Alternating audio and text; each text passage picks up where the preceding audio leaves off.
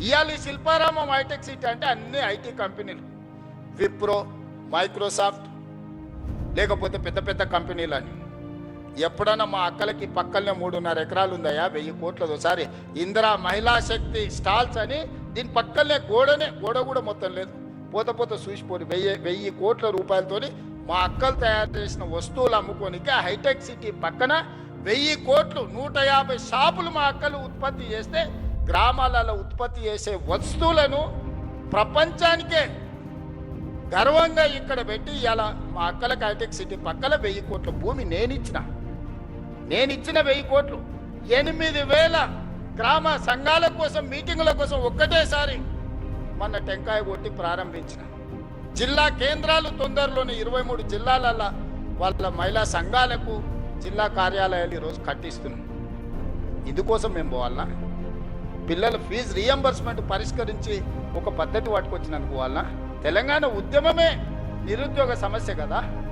ఓ శ్రీకాంతాచారి, ఓ constable Kishtaiah, ఓ ఈశాన్ రెడ్డి, ఓ వేణుగోపాల్ రెడ్డి, ఓ సురేష్ నాయక్, ఓ కవితా నాయక్, ఈ పిల్లలందరూ దేనికోసం చచ్చిపోయినరు? మేము అమరులమైనా సరే ఉస్మానియా యూనివర్సిటీ గేటును దాన్ని పెట్రోల్ పోసుకొని తగలబెట్టుకున్న యాదయ్య దేనికోసం చనిపోయిండు?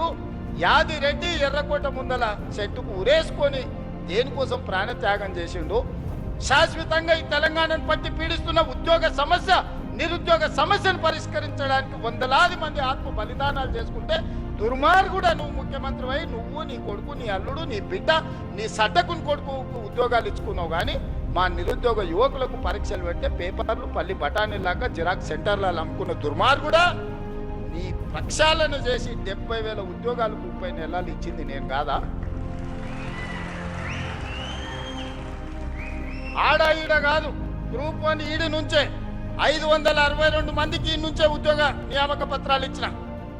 పుల్లలు పెట్టి కేసులు పెడితే సుప్రీంకోర్టు వరకు పోయి కొట్లాడి 562 మంది పేదోళ్ళ బిడ్డల్ని కాపాడి ఇవాళ గ్రూప్ 1 అధికారులను చేసిన. గ్రూప్ 2లో 1100 మందిని చేసిన. గ్రూప్ 3, గ్రూప్ 4 టీచర్స్, డాక్టర్స్, అన్ని డిపార్ట్మెంట్లలో ఆర్ఎండ్బి, యుఎన్సి, ప్రతి డిపార్ట్మెంట్లో అగ్రికల్చర్ నుంచి ఇరిగేషన్ వరకు, ఎడ్యుకేషన్ నుంచి ప్రతి డిపార్ట్మెంట్లో 70,000 ఉద్యోగ ఖాళీలను భర్తీ చేసి వాళ్ళందరూ కూడా మొదటి తారీఖు నాడే జీతాలు ఇస్తున్నాం కదా. ఇది కాదా ప్రజాపాలన? ప్రజలు ఎన్నుకున్న ప్రభుత్వం ఇది కాదా?